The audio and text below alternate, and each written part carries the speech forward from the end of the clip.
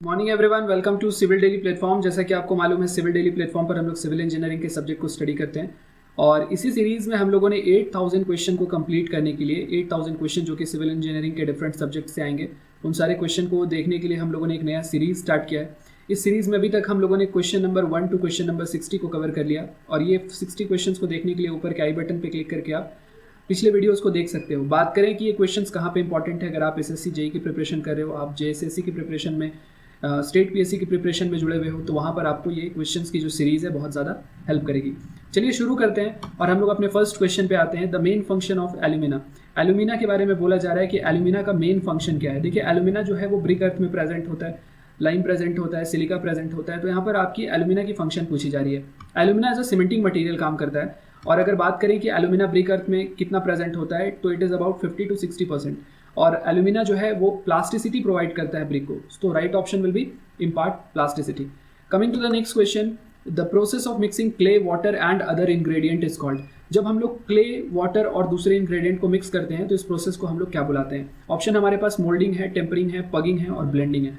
तो सबसे पहले हम लोग राइट ऑप्शन के बारे में बात करें, right option will be tampering.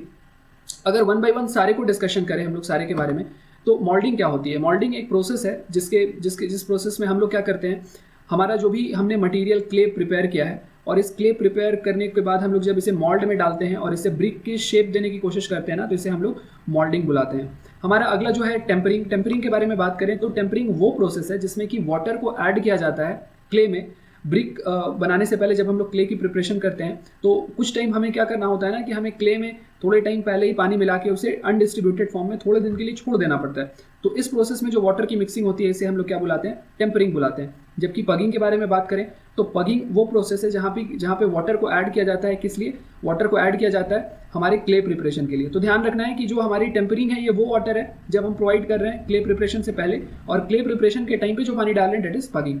Needing क्या है? नीडिंग एक प्रोसेस है जहाँ पर जो भी हमने पानी मिलाने के बाद क्ले की जो मिक्सचर बनाई है हमने, उस मिक्सचर को हम प्रॉपर तरीके से होमोजीनियस बनाने के लिए हम उसे मिक्स करते हैं। That process is known as needing.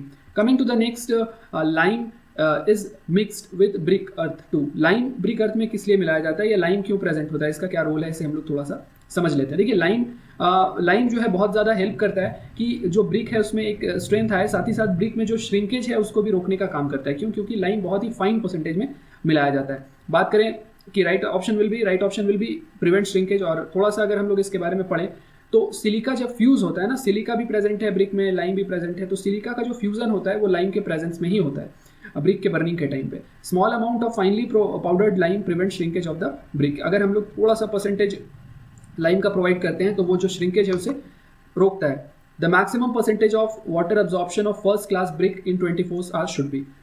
24 hours में जो हमारी मैक्सिमम परसेंटेज है पानी की जो ब्रिक में अब्जॉर्व होनी चाहिए, मैक्सिमम जो लिमिट है हमारे पास वो कितने की है? 20% है। और ये जो डेटा है ये फर्स्ट क्लास ब्रिक के लिए है आपके पास, फर्स्ट क्लास ब्रिक के लिए। जबकि सेकंड क्लास ब्रिक के बारे में बात करेंगे तो सेकंड क्लास ब्रिक के लिए जो हो जाएगा ये 24% हो जाएगा। सेकंड क्लास ब्रिक में 24% से ज़्यादा पानी अब्जॉर्व नहीं होना चाहिए, जबकि फर्स्ट क्लास ब्रिक में इट इज 20%। तो राइट ऑप्शन क्या हो जाएगा? 20%। Coming to the next, a relative high water absorption of a commonly burned clay brick indicates. देखिए, अगर कोई क्ले ब्रिक है जिसे कॉमन तरीके से बर्न किया गया है, तो ये क्ले ब्रिक अगर बहुत ज़्यादा पानी को अब्जॉर्व कर रहा है, यानी कि वाटर अब्जॉर्प्शन इसमें बहुत ज़्यादा है, तो ये किस चीज़ को डिनोट करेगा? ये इस चीज़ को डिनोट करेगा कि इस ब्रिक की जो स्ट्रेंथ है वो क्या है? बहुत कम है, मतलब कि लो स्ट्रेंथ ब्रिक को डिनोट करेगा ये। तो right option will be option number C, low strength brick. Coming to the next, second class brick के लिए 24 आवर्स में जो वाटर अब्जॉर्प्शन है वो कितना होना चाहिए? Maximum. The maximum percentage of water absorption of second class brick in 24 hours should be. तो ये हमने जैसा कि पहले डिस्कस किया, ये 24% से ज़्यादा नहीं होना चाहिए। So right option will be D. Coming to the next, the crushing strength of first class brick should not be less than. देखिए, क्वेश्चन रिपीट हो गया। कल जो हमने क्वेश्चन किया था वहाँ पे भी ये क्वेश्चन था। फर्स्ट क्लास ब्रिक के लिए जो मैक्सिमम जो हमारा मिनिमम क्रशिंग स्ट्रेंथ है वो हमारा कितना होना चाहिए? 105 kg पर सेंटीमीटर स्क्वायर। और अगर हम लोग बात करें कि इसे अगर हम न्यूटन पर mm स्क्वायर में लिखना चाहें तो ये 10.5 न्यूटन पर mm स्क्वायर से कम नहीं होना चाहिए फर्स्ट क्लास ब्रिक के लिए। और अगर हम लोग सेकंड क्लास ब्रिक के बारे में बात करें तो सेकंड क्लास ब्रिक के लिए जो होना चाहिए ये 70 kg पर सेंटीमीटर स्क्वायर से कम नहीं होना चाहिए। और अगर न्यूटन पर mm स्क्वायर में बात करें तो 7 न्यूटन पर mm स्क्वायर से कम नहीं होना चाहिए। तो right option will B, first class पूछा है तो 105। और अगर हम लोग नेक्स्ट पे चलें, the minimum compressive strength of second class brick should not be less than, तो इसका राइट ऑप्शन 70 kg पर सेंटीमीटर स्क्वायर हो जाएगा। Coming to the next, the temperature at which brick are burnt varies from. Brick को किस temperature पर basically burn किया जाता है, इसकी एक टेम्परेचर रेंज है, टेम्परेचर रेंज उससे ज़्यादा वेरी नहीं करनी चाहिए। तो राइट ऑप्शन विल बी 700 से 1000 degree Celsius, 700 to 1000 degree Celsius is the range of temperature at which bricks are burnt. Coming to the next, the average compressive strength of a burnt clay brick is less than 12.5 Newton per mm square. Allowable rating of efflorescence is, देखिए हमसे बोला गया है कि हमारे पास जो brick है ना उसमें 12.5 न्यूटन पर mm स्क्वायर की जो है, न्यूटन पर mm स्क्वायर की हमारे पास उस ब्रिक की जो है स्ट्रेंथ है। तो इस केस में जो हमारा ब्रिक है उस ब्रिक में इफ्लोरेसेंस कितनी अलाउड है, मैक्सिमम कितना इफ्लोरेसेंस होना चाहिए जिसे हम अलाउ कर सकते हैं। तो मॉडरेट को हम अलाउ कर सकते हैं, हेवी या सीरियस को हम अलाउ नहीं करेंगे उस ब्रिक में। Coming to the next, the internal size of mould should used in brick preparation is. देखिए ब्रिक प्रिपरेशन के लिए हमें क्या करना होता है, हमें मोल्ड बनाना होता है। मोल्ड में जब हम इस हमारा जो क्ले प्रिपेयर्ड है उसे हम पुट करते हैं और इसके बाद इसे फिर बाद में ड्राई किया जाता है और ड्राई के बाद बर्न किया जाता है, इस तरीके से प्रोसेसिंग होती है। तो ये जो साइज होता है ना, ये जो ब्रिक का साइज होता है, तो ब्रिक के साइज के बारे में बात करें, जब आप इसमें बड़े साइज का मोल्ड रखोगे और ज़्यादा से ज़्यादा आप इसमें क्ले पुट करोगे, क्योंकि जब ड्राई होती है ना, ड्राई के टाइम में और बर्निंग के टाइम में एक थोड़ा सा श्रिंकेज देखने के लिए मिलता है, वॉल्यूम घटती है ब्रिक की, तो कहीं आपका जो मोल्ड है ना उसका साइज क्या होना चाहिए, ब्रिक के साइज से बड़ा होना चाहिए। Right option will be larger than the size of fully burnt brick. Coming to the next, if fine sand और ash is sprinkled on the inner surface of mould the bricks are known as. देखिए brick moulding मतलब mould करना, मतलब clay को brick के shape में बनाना, तो इसकी अलग अलग प्रोसेस है। स्लोप मोल्डेड भी है, सैंड मोल्डेड भी है, टेबल मोल्डेड भी है और मशीन मोल्डेड भी है। सबसे अच्छी अगर हम मोल्डिंग के बारे में बात करें तो मशीन मोल्डिंग जो है वो सबसे बेहतरीन होती है। मशीन मोल्डिंग के बाद लेस प्रेफरेबल है टेबल मोल्डिंग, और उससे लेस प्रेफरेबल है सैंड मोल्डिंग, और जो सबसे ज़्यादा ट्रेडिशनल मेथड है मोल्डिंग का उसे हम लोग स्लोप मोल्डिंग बोलते हैं। तो स्लोप मोल्डिंग में जस्ट ब्रिक को मोल्डिंग के शेप में दे दिया जाता है। सैंड मोल्डिंग इस क्वेश्चन का राइट ऑप्शन होगा, क्योंकि इसमें क्या होता है ना, इसमें जो आपके पास मोल्ड होते हैं ना, उस मोल्ड में क्ले जो हमारा प्रिपेयर्ड क्ले है, उस प्रिपेयर्ड क्ले को डालने से पहले हम लोग क्या करते हैं, हम लोग इसमें थोड़ा सा सैंड छिड़कते हैं या फिर फ्लाई ऐश छिड़कते हैं। तो ये क्या हो जाएगा, right option will be B. Coming to the next, pug mill किस लिए इस्तेमाल किया जाता है, तो पग मिल पगिंग के लिए इस्तेमाल किया जाता है। और पगिंग क्या है, पगिंग बेसिकली क्ले प्रिपरेशन का एक मेथड है। So right option will be A, clay preparation. Coming to the next, advantage of clamp burning over kiln burning. Clamp burning और क्लीन बर्निंग ब्रिक की दो अलग अलग बर्निंग प्रोसेस है, बर्निंग मेथड्स है। अगर हम लोग बात करें क्लैम बर्निंग के बारे में, ये बहुत ही ट्रेडिशनल मेथड है। हम अपने गांव एरिया में देख सकते हैं कि इस मेथड से ब्रिक को बर्न किया जाता है। जबकि क्लीन बर्निंग ये थोड़ी सी टेक्निकल मेथड है, डिफरेंट टाइप्स की क्लीन आती है। जैसे कि आपके यहाँ पे जो क्लीन दिख रहा है इसके साथ हॉफमैन क्लीन होता है, अलग अलग टाइप का जो क्लीन है वो अवेलेबल होता है। लेकिन अगर बात करें कि ये वाला जो क्लैम बर्निंग है इसमें क्या फ़ायदा है, इसमें एक फ़ायदा है कि इसका जो इनिशियल कॉस्ट होता है वो बहुत ही कम होता है क्लीन के रिस्पेक्ट में। So right option will be less initial cost. Overground continuous kiln is called. देखिए इस तरह की जो क्लीन है, इस तरह की क्लीन को हम लोग बोलते हैं हॉफमैन क्लीन। ये ग्राउंड के ऊपर एग्जिस्ट करती है, और कंटिन्यूस बर्निंग इसमें चलती रहती है। एक तरफ से आपकी ब्रिक जो है इंटर करती है और बर्न होते हुए ये दूसरे साइड से कूलिंग के प्रोसेस को कंटिन्यू करके बाहर आ जाती है। तो इस तरह का जो प्रोसेस है इसे हम हॉफमैन क्लीन बोलते हैं। Right option will be B.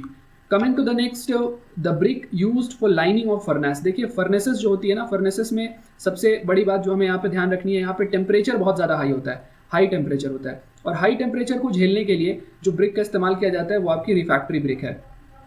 Refractory brick का इस्तेमाल किया जाता है हाई टेम्परेचर को झेलने के लिए, और इसी ब्रिक को हम लोग फायर ब्रिक भी बुलाते हैं। So right option will be fire brick और refractory brick, that is C.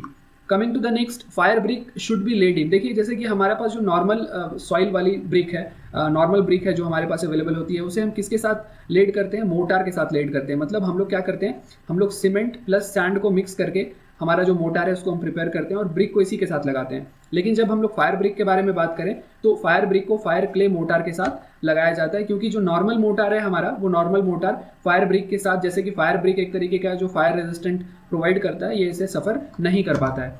Coming to the next, the brick machinery.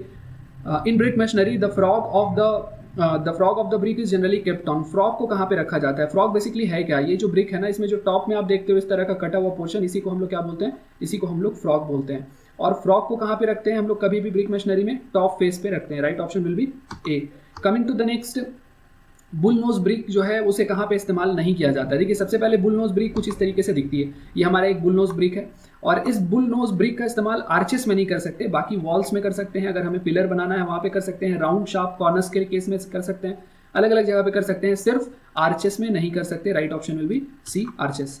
Coming to the next, hollow brick are used for. देखिए hollow brick एक different types की brick है, जैसा कि आप यहाँ पे देख रहे हो, और इस ब्रिक की बहुत सारी एडवांटेजेस भी हैं, बहुत सारी डिसएडवांटेजेस भी हैं।